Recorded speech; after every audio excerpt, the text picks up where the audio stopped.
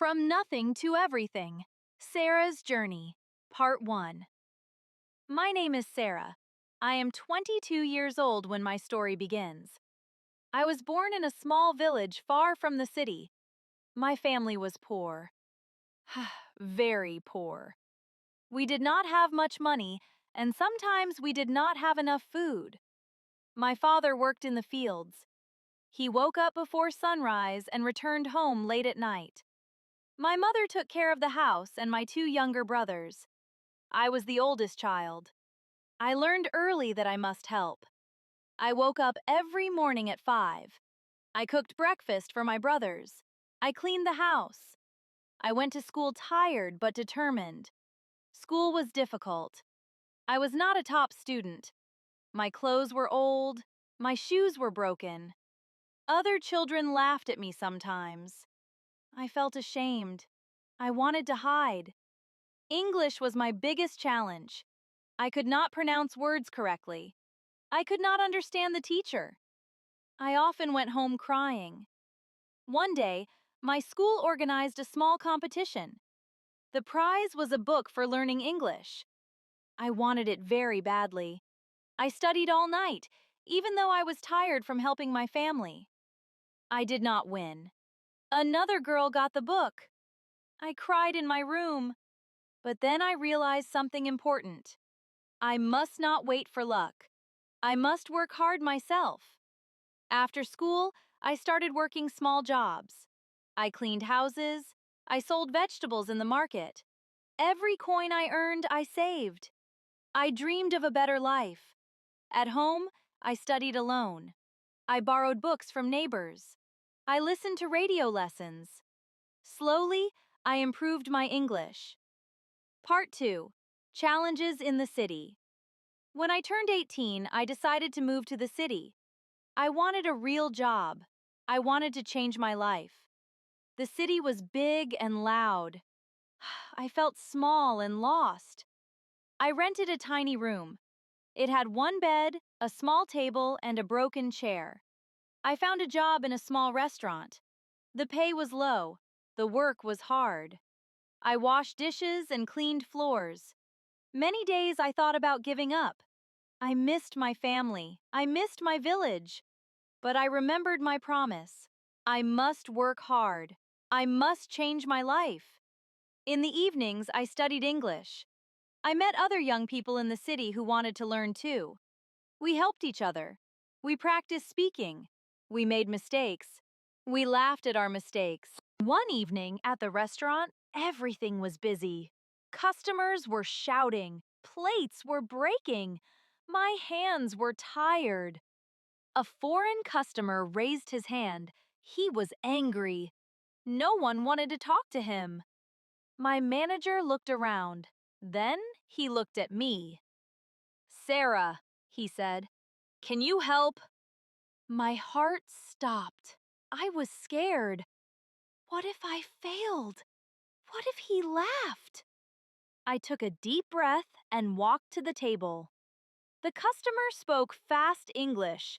I did not understand everything, but I understood enough. I answered slowly. I made mistakes, but I did not stop. The customer listened. Then he smiled. "Thank you," he said. "You did your best." That night, my manager paid me extra money. It was not much, but it meant everything to me. From that day, my life started to change. I began to help with orders. I talked to customers.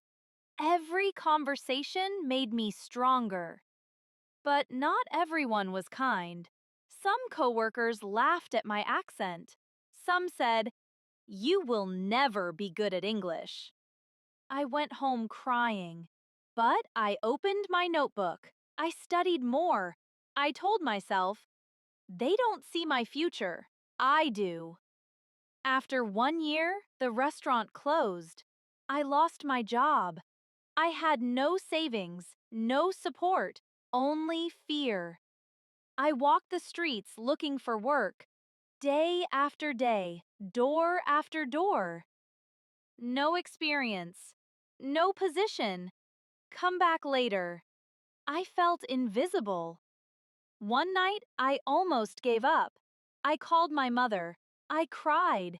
She said, "You are strong. You always were." The next morning, I tried again. I found a small office job. The pay was very low, but they needed English. I worked harder than everyone. I arrived early. I left late.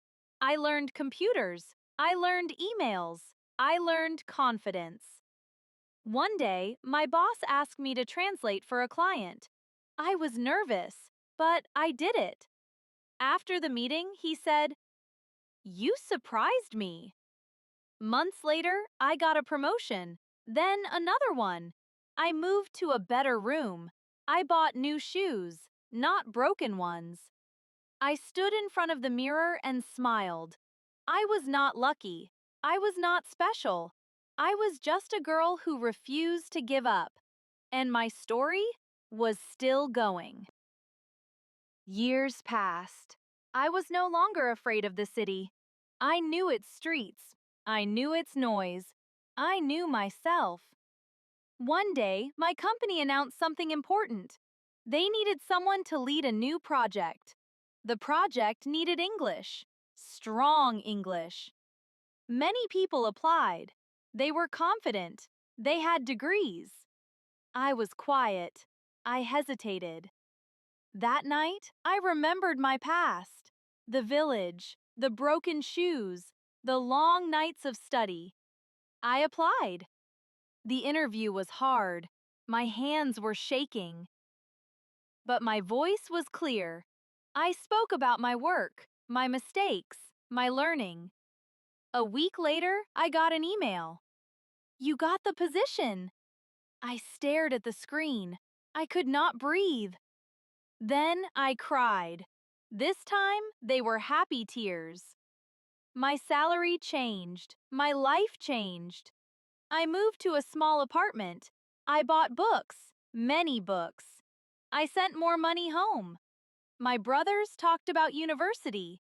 My parents smiled more. I finally felt safe. One weekend, I returned to my village. The roads were the same. The houses were the same. But I was different.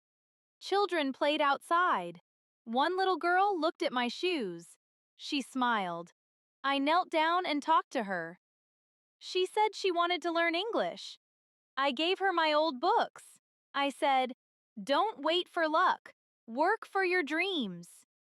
That night, I looked at the same sky from my childhood. I understood something important. I did not escape my past. I carried it with me. It made me strong. It made me brave. I was not born lucky. I was born determined. My name is Sarah. I came from nothing. But with patience, effort, and hope, I built everything. The end.